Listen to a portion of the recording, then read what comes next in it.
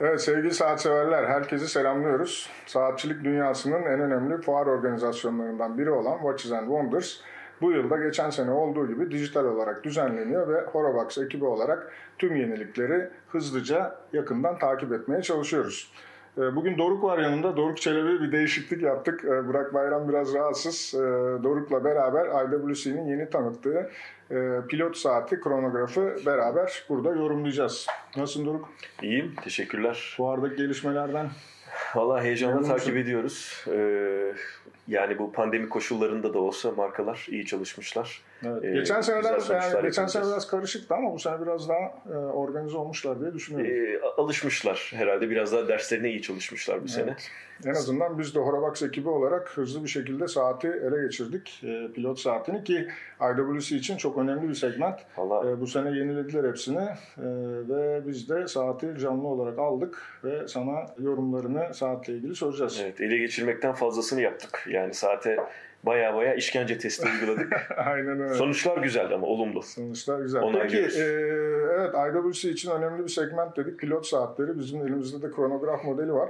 Benim gördüğüm en önemli değişiklik, saat severleri en çok ilgilendireceğini düşündüğüm değişiklik boyutlarda yapılmış. Doğru. Değişiklik.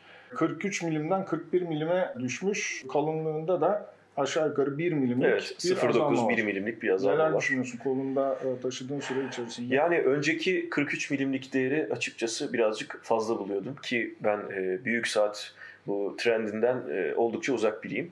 Dolayısıyla bu 41'e geri düşüşü çok olumlu karşıladım. Çok da küçük ince bileklerim yok. Ona rağmen 41'de daha rahat hissediyorum. İncelik kesinlikle olumlu yansımış saatin genel hissiyatına. Burada tabii yeni in-house mekanizmanın da kesinlikle faydası var, etkisi var. Dolayısıyla yani bu ölçü değişiklikleri saat dünyası için her zaman küçük ama etkili dokunuşlardır.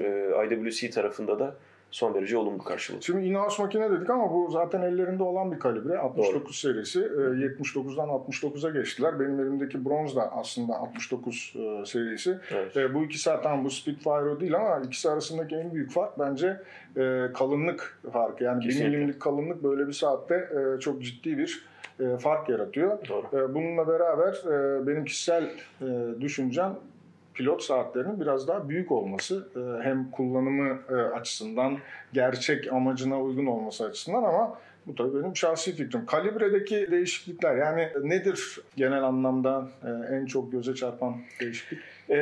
Önceki kalibre biliyorsunuz yani seyirciler takip ediyorlar zaten ETA tabanlı 7750 yılların eskitemediği efsanevi bir kalibre son derece amaca yönelik.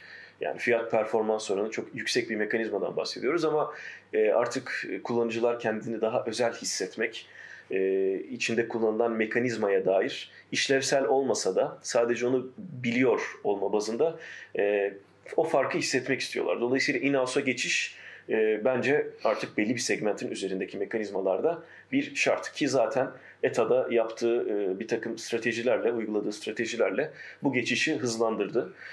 En büyük fark, hissedilir fark çift yöne kurma sistemi. Zaten IWC'nin patentli Peloton kurma sistemi son derece verimli çalışıyor.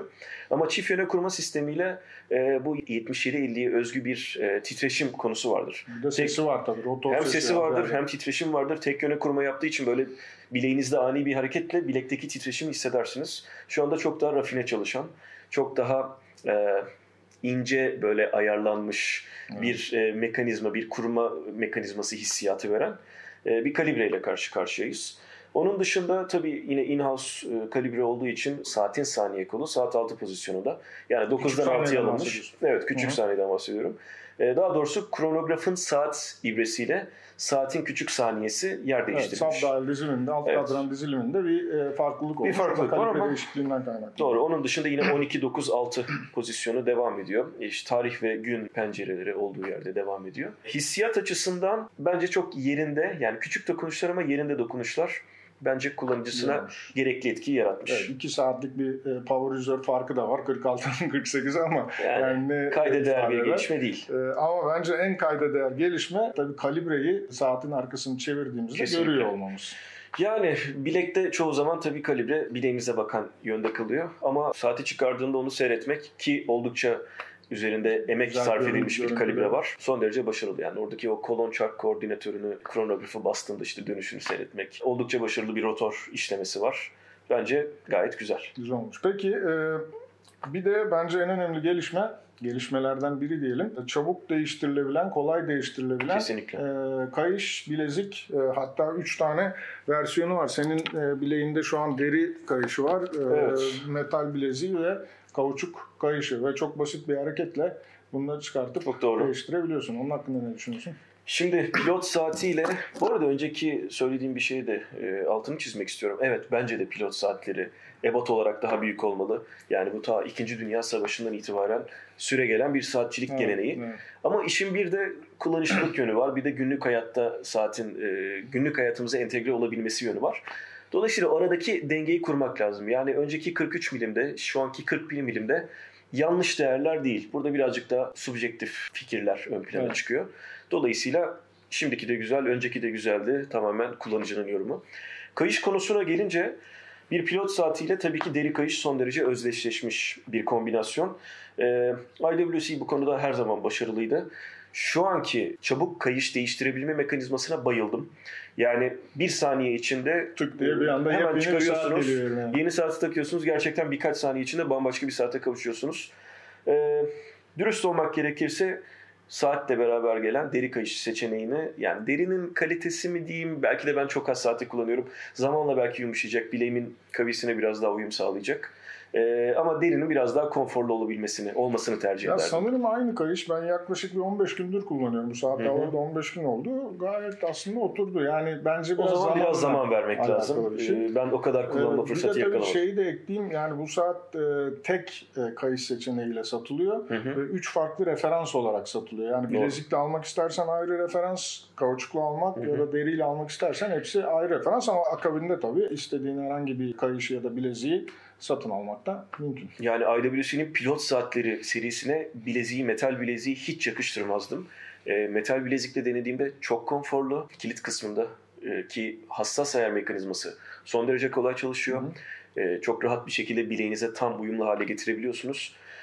Bir de tokayı da hızlı bir şekilde kendin değiştirebiliyorsun. Yani deri kayıştan kauçuğa geçerken ya da tam tersi tokayı da kendi kendine çok basit, çok hızlı bir şekilde değiştirebiliyorsun. Evet, hiçbir ekipman kullanmadan çok kolay değişiklik yapabiliyoruz. Herhalde ben bu saati alsam bilezik de alırım.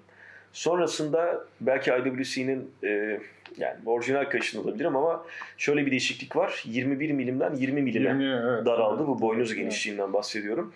Dolayısıyla yani benim bu deri kayış aslında yeni kasaya uyumlu. Evet, 20 milim de piyasada zaten... Uyumlu değil. Bu 21, o 20. Özür dilerim. Doğru. Yeni gelen 20 milim. Piyasada da çok sayıda 20 milimlik kayış seçeneği var. Yani özel kayış yaptırabilirsiniz. NATO kayışlarla da seçeneklerden faydalanabilirsiniz. O yüzden herhalde saate dair en dikkat çekici ve işlevsel dokunuşlardan bir tanesi kayış bilezik kısmında olmuş. Evet. 60 metreden 100 metreye çıkan su geçirmezliğe ne diyeceksin? Yani bir şey ifade ediyor mu? Bir kullanıcı için 60 metreye de 100 metre, yani ikisinde de nihayetinde hani suyla temasta bir sıkıntı yok. Hatta normal denize girip işte basit bir yüzmek, çok uzun süreli olmayan bir yüzmek de mümkün. Yani 60 ile 100 arasında bilmiyorum, ben bir fark göremedim ama senin bir yorumun hayatımızı etkileyecek bir fark yok. Yani olmasının bir zararı yok. Zaten pilot saatlerinde bu ani basınç düşüşlerine karşı koruma her zaman ön planda tutuluyor. IWC en azından çalışmalarını, PR çalışmalarını bu şekilde hep lanse ediyor. 60'tan 100'e çıkması neden olmasın? Ama hayatımıza ne kadar büyük bir değişiklik getirir pek de sanmıyorum. Evet. Peki bu saatle ilgili, yani eskiden yeniye, yeni versiyona geçişte bu konuştuğumuz özellikler arasında seni en çok ilgilendiren ve saati alan kişiler için en büyük fark yaratacağını düşündüğün özellik hangisi? Yani bütün bu konuştuklarımız arasında 43'ten 41'e gerileme diyeyim ama bence bu bir ilerleme. Çünkü bu benim zevklerim doğrultusunda. Boyutsal anlamda yapılan değişiklikler. İncelik 1 milim, 0.9 milim diye göz ardı etmemek lazım. Böyle küçük dokunuşlar gerçekten ciddi farklar yaratabiliyor. Ama en önemli farkı ben in-house mekanizmaya geçiş olarak tanımlıyorum. Neticede ikisi de aynı zamanı tutuyor. Ama hem hissiyat açısından hem de saatin içinde o makinenin olduğunu bilme açısından Beni daha çok mutlu etti böyle bir gelişme. Ya hep konuşuyoruz bütün videolarımızda, saat almak için artık hani paradan çok motivasyona Kesinlikle. ihtiyacımız var. Bu güncellemeler, bu yenilikler Hı hı. bu motivasyonları tetikleyebilmek için yapılmış düzenlemeler Doğru. diye düşünüyorum. Evet. Yoksa yani IWC'nin bu pilot saati daha önce 42'lik bir boyutu da vardı. 41, 43, Doğru, 42 evet. o şeyler değişiyor ama bunlar İleri geri oynamalar yapıyorlar. yapılıyor. Bu da bizlere, biz saat severleri bu saatleri alabilmek için belirli motivasyonlar sağlamak Kesinlikle. amacıyla yapılıyor. Evet. Peki Doruk, çok teşekkürler. Videolara teşekkür devam ederim. edeceğiz. Watches and Wonders tüm hızıyla devam ediyor. Orabox.com'u seyretmeye, izlemeye, ziyaret etmeye devam ederseniz bütün yenilikleri en kısa sürede sizlere aktaracağız. Şimdilik hoşçakalın. Hoşçakalın.